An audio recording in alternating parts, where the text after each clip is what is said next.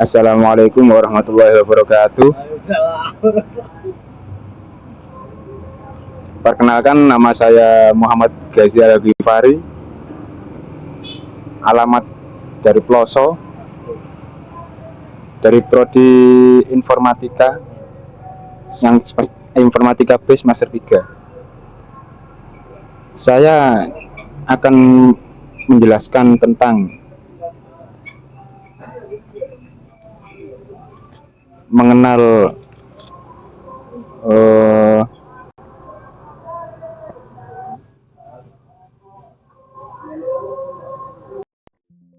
microcontroller ATmega keluarga ESP 826, 8266 dan ESP 32.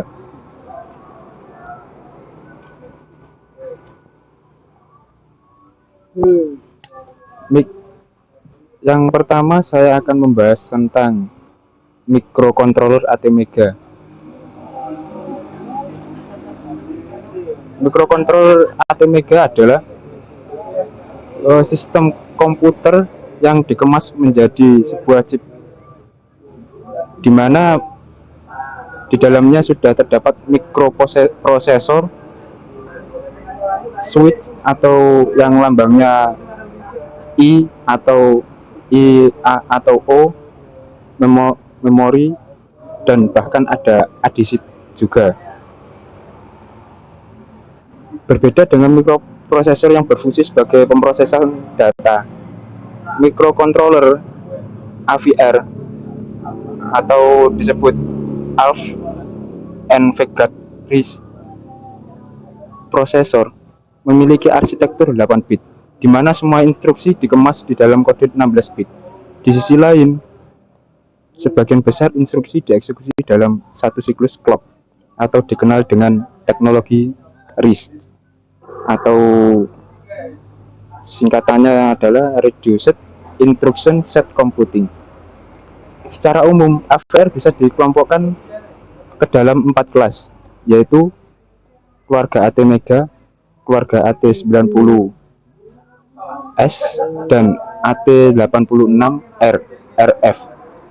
Pada dasarnya, yang membedakan masing-masing adalah peripheral, kapasitas memori, dan fungsinya.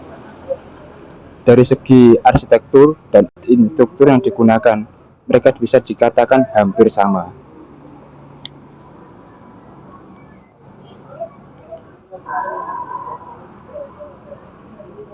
Kalau keluarga dari ATmega itu adalah bagian dari keluarga AVR yang dikembangkan oleh Atmel dan sekarang diproduksi oleh Microchip Technology. Berikut adalah anggota keluarga ATmega. Yang pertama adalah ATmega 8, digunakan dalam proyek DIY dan pendidikan, termasuk pada papan Arduino.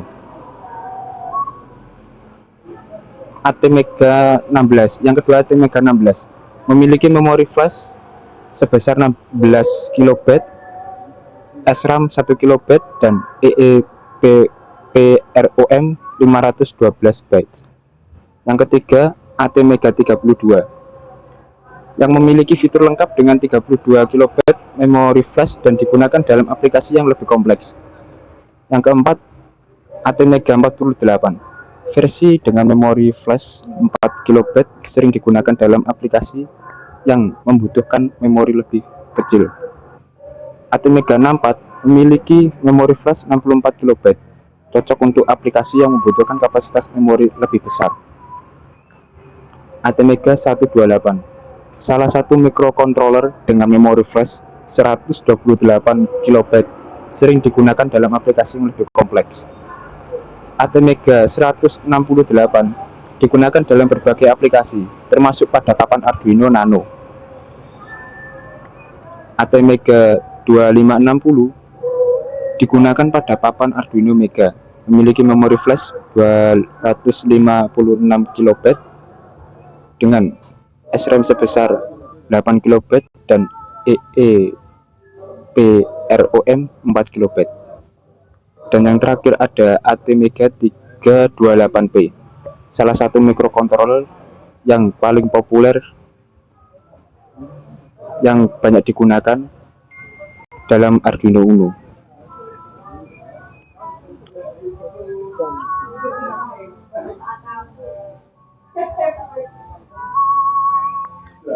Berikutnya ada fitur utama.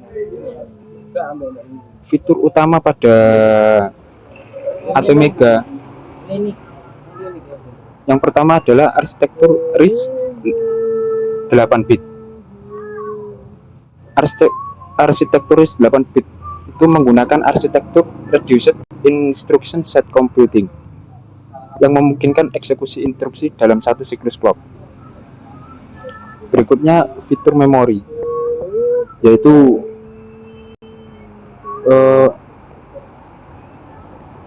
memiliki yaitu memori flash, SRAM, dan EEPROM. Misalnya ATmega 32 memiliki 32 kilobyte memori flash, 2 kilobyte SRAM, dan 1 kilobyte EEPROM. Yang berikutnya adalah ADC atau Analog to Digital Converter.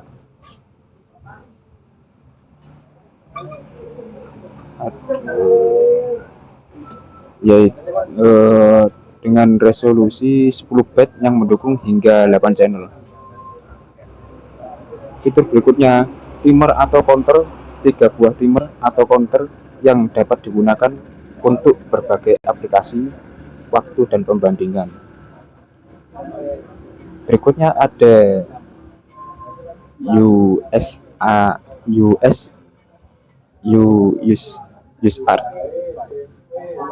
atau singkatannya adalah Universal Synchronous and Asynchronous Serial Receiver and Transmitter.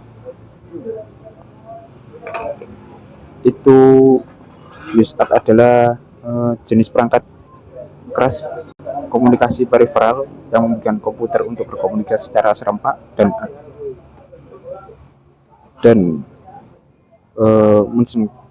sinkron dengan perangkat yang terhubung secara serial. Itu adalah pengertian dari USART. Dan itu masuk pada fitur utama di ATmega.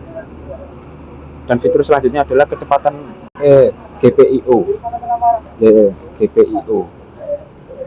General Purpose Input atau Output, yang fleksibel dengan berbagai fungsi tambahan seperti SPI, I2C, dan PWM. Berikutnya ada kecepatan maksimal. Mikrokontroler ATmega dapat beroperasi pada kecepatan hingga 16 MHz. Mode sleep memiliki beberapa mode sleep untuk menghemat penggunaan daya listrik. Watchdog timer dilengkapi dengan watchdog timer yang memiliki osilator internal untuk meningkatkan keandalan sistem. Dan yang terakhir ini adalah fitur antarmuka komparator analog yang memungkinkan perbandingan sinyal analog secara langsung.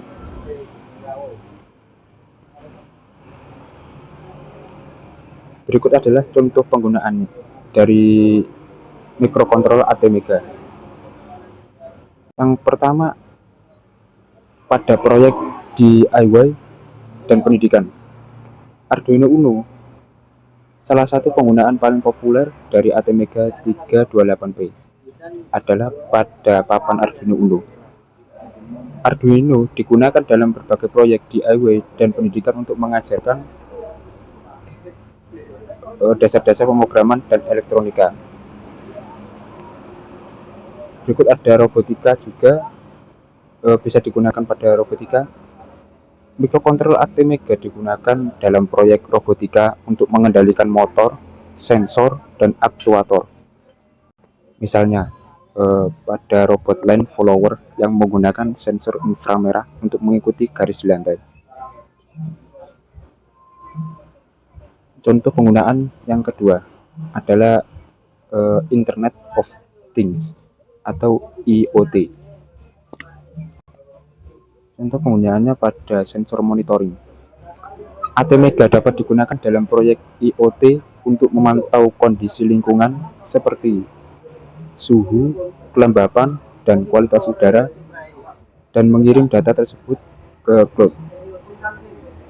Cloud yang biasanya kita sebut adalah perangkat awan. Itu untuk analisis lebih lanjut. Berikutnya kontrol lampu jarak jauh. Mikrokontroller ini dapat digunakan untuk mengontrol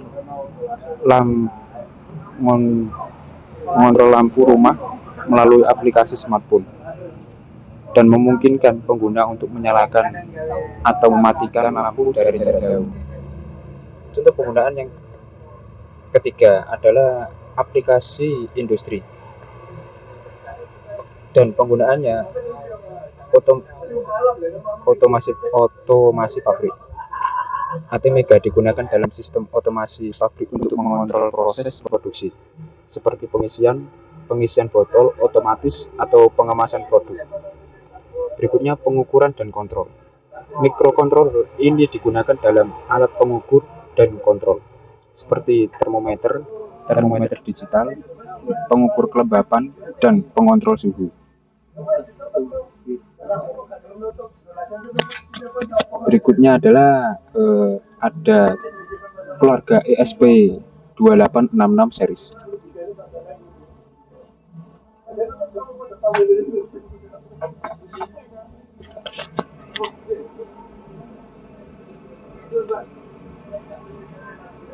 ESP8266 adalah modul Wi-Fi yang berfungsi sebagai perangkat tambahan mikrokontroller seperti Arduino agar dapat terhubung langsung dengan Wi-Fi dan membuat koneksi. Jadi ESP8266 ini bukan perangkat utama, tapi perangkat tambahan.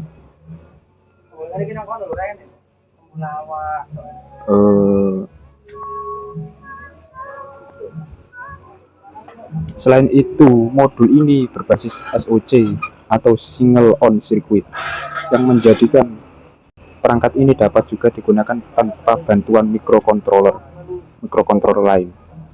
Modul ini membutuhkan daya sekitar 3,3 volt, 3.3 volt, ya sama saja lah. Dan memiliki 3 mode Wi-Fi yaitu Station, Access Point, dan bot. Modul ini juga dilengkapi dengan prosesor memori dan GPIO, di mana jumlah pin bergantung dengan jenis ESP8266 yang kita gunakan. Berikut fitur utama dari ESP2866 series. Yang pertama ada Wi-Fi. Fitur ini mendukung mode station, access point, dan bot, memungkinkan konektivitas nirkabel yang fleksibel. Kedua, prosesor.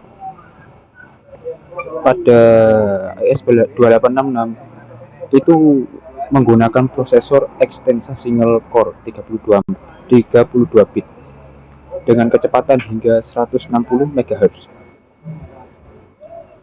Berikutnya memori. Memiliki 32 KB memori instruksi, 80 KB memori data, dan 16 KB memori cache. Selanjutnya GPIO. Fitur ini menyediakan berbagai pin general purpose input atau output untuk koneksi dengan perangkat eksternal. Berikutnya ada antarmuka, mendukung berbagai antarmuka atau interface komunikasi seperti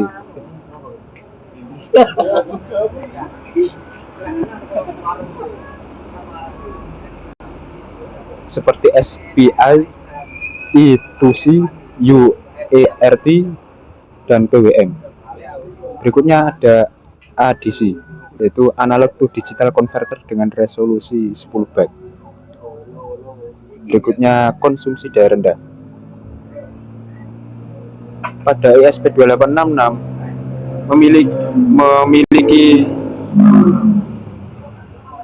memiliki mode deep sleep yang memungkinkan konsumsi daya yang sangat rendah, cocok untuk aplikasi IoT atau pengoperasian pada internet atau suatu jaringan. Berikutnya fitur yang ukuran kecil. Modul ini memiliki ukuran yang sangat kecil, membuatnya ideal untuk proyek-proyek yang membutuhkan ruang minimal. Berikutnya, kompatibilitas. Dapat digunakan sebagai platform pengembangan seperti Arduino, OutMCU, dan MicroPython. Dan yang terakhir adalah harga yang sangat terjangkau. Modul ini sangat populer karena harganya yang terjangkau dibandingkan dengan fitur yang ditawarkan.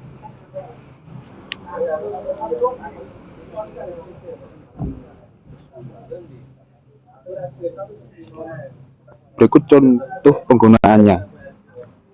Yang pertama ada aplikasi rumah pintar. Pada aplikasi rumah pintar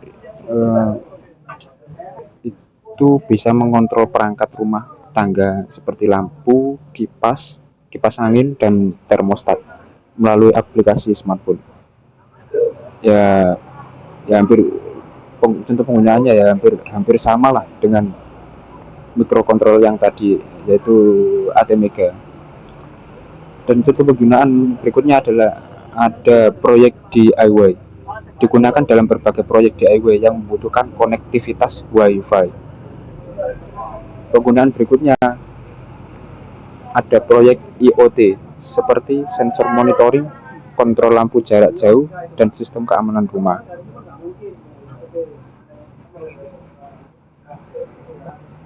Berikutnya ada ESP32 series. ESP32 yang muncul pada tahun 2016 adalah versi lebih canggih dari ESP8266 dengan banyak peningkatan atau ya, jadi ESP32 adalah upgradean dari ESP8266. Chip ini punya prosesor yang lebih cepat, Wi-Fi yang lebih baik, fitur Bluetooth, lebih banyak pin untuk menghubungkan komponen, dan beberapa kelebihan lainnya. Jadi Wi-Fi yang dipakai ESP32 itu versinya lebih tinggi daripada yang ESP8266 dan Bluetoothnya juga fitur versinya lebih tinggi.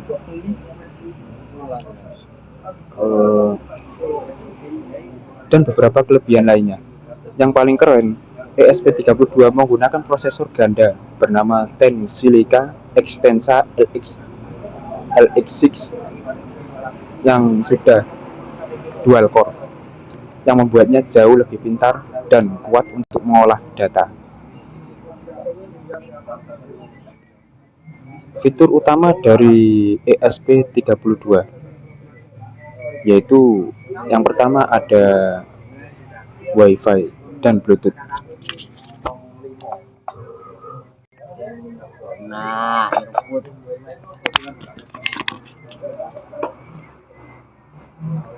Wi-Fi yang fitur utama yang pertama adalah Wi-Fi dan Bluetooth.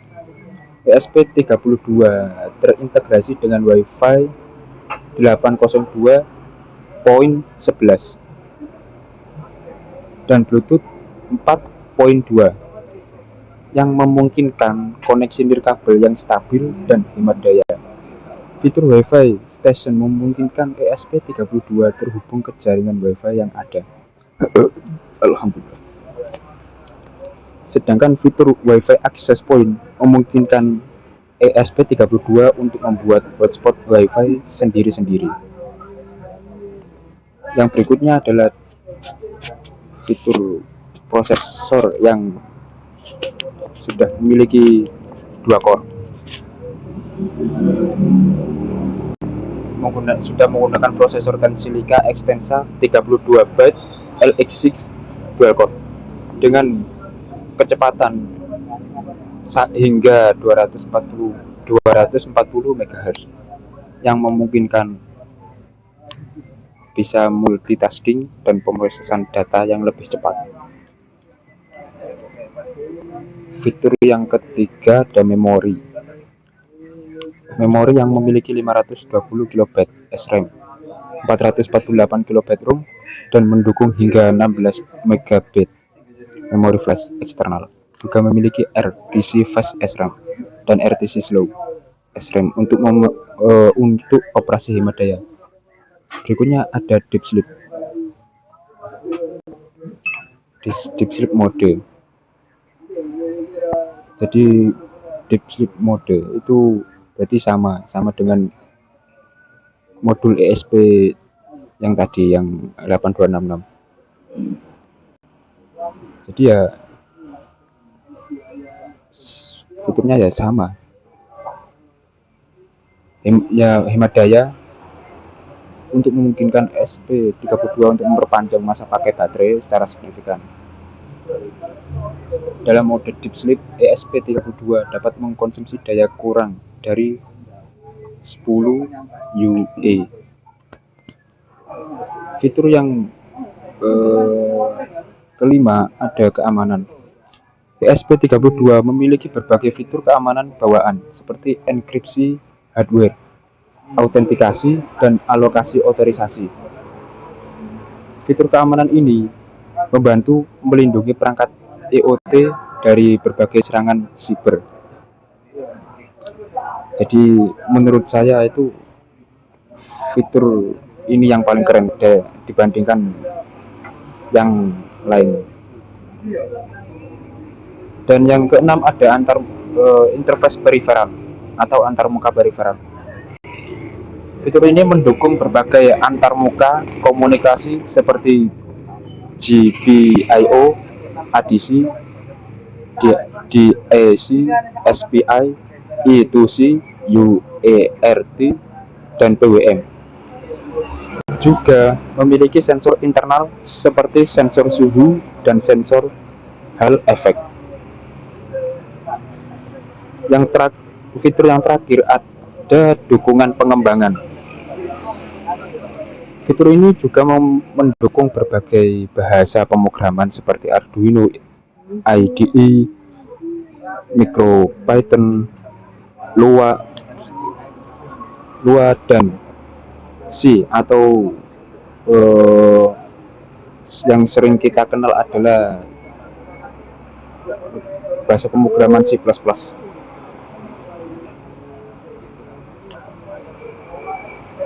Contoh penggunaannya, yang pertama ada penggunaan dalam sistem keamanan rumah. ESP32 dapat digunakan untuk mengembangkan sistem keamanan rumah yang terhubung dengan internet, seperti kamera pengawas atau yang biasanya kita sebut CCTV.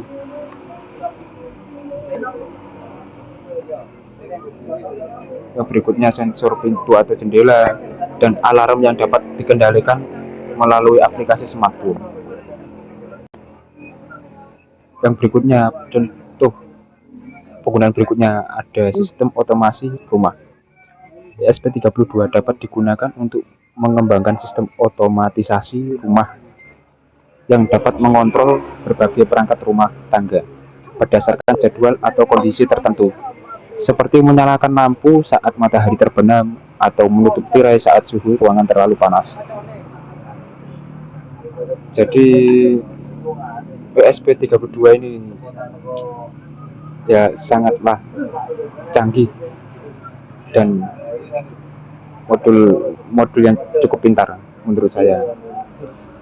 Contoh penggunaan berikutnya ada pelacak kebugaran. ESP32 dapat digunakan untuk mengembangkan perangkat wearable seperti pelacak kebugaran yang dapat memantau aktivitas fisik, detak jantung, dan kualitas tidur. Ini biasanya digunakan pada jam tangan sekarang yang biasa disebut smartwatch. Jadi di smartwatch itu ada semacam sensor sensor, jadi bisa mendeteksi detak jantung itu berapa, dan juga dapat menampilkan monitornya juga, monitor juga. Dan yang terakhir adalah kesimpulan. Dari kesimpulan ini adalah microcontroller ATmega ESP8266 dan ESP32 adalah tiga jenis microcontroller yang sangat populer dan banyak digunakan dalam berbagai aplikasi, mulai dari proyek DIY hingga aplikasi industri dan IoT. Microcontroller ATmega dikenal karena arsitektur RISC 8 bit yang efisien. ATmega menawarkan berbagai fitur seperti memori flash, edisi, timer atau counter, dan GPIO yang fleksibel. Microcontroller ini banyak digunakan dalam proyek DIY dan pendidikan, terutama melalui platform Arduino.